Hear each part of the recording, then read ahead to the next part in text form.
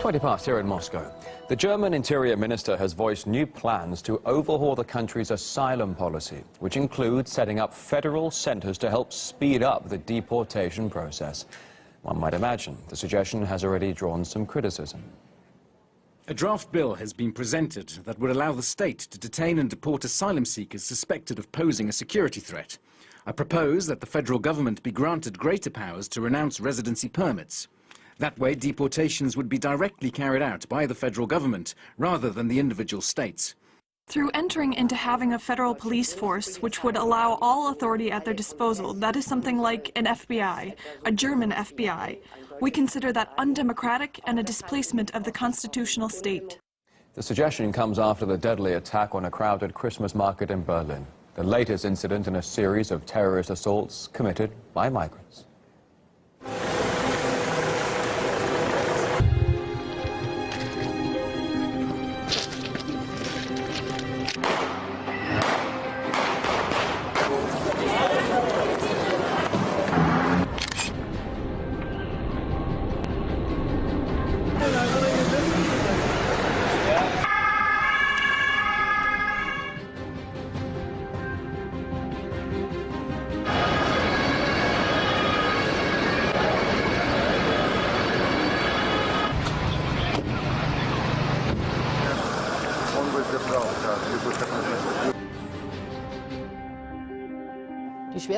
In 2016, Islamist terrorism struck us in the heart of our country. And it is particularly bitter and sickening when terror attacks are committed by people who claim to seek protection in our country. People whom our country was eager to help and who have now made a cruel mockery of this helping spirit. Well, geopolitical analyst Dr. Rainer Rothfuss believes if Merkel stands any chance of combating the problem, she has to get her intelligence services working better together. In the first step, we should use the possibilities to increase permeability of information between the existing federal or offices at the state level before we shift the responsibility for security to the federal level, as it has been proposed by the Minister of Interior, because the possibilities of data exchange that we already have that are technologically feasible have not yet been used. Also the organizational measures that could be used to make sure that one state authority knows exactly what has been found out about a suspect in another state, those measures have to be taken first before we shift those responsibilities to the federal, to the centralized level. Well, apart from the migration crisis, the EU is facing the challenge of further referendums inside the bloc. The outcome of the Brexit referendum caused the biggest shock to EU leaders and Britons themselves, especially given that the pollsters were all consistently predicting a Remain victory. RT correspondent Polly Boyka now assessing how did they all get it so wrong. You didn't elect them either, and you can't get rid of them. It's undemocratic. It's undemocratic. I see a rational reason. Tell me why. It wasn't meant to be like this.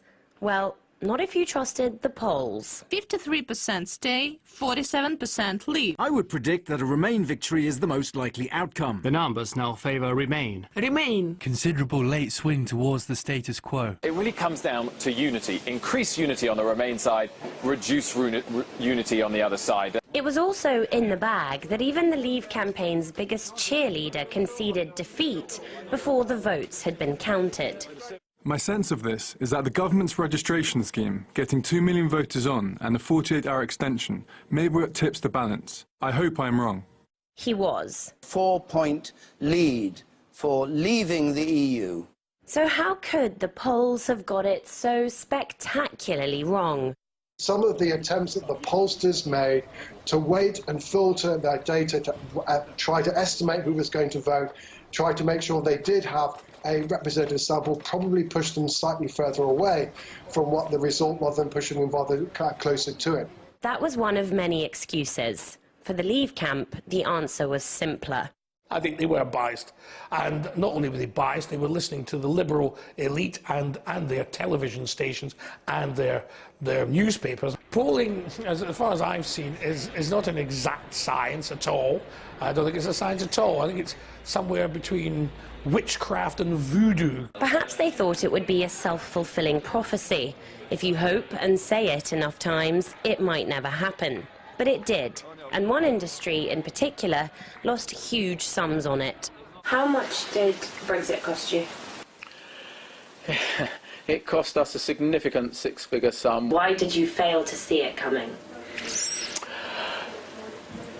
For the same reasons that, for example, David Cameron didn't see it coming when he called a referendum, and he must have better advice than we've got. You'd think he would surround himself with political experts.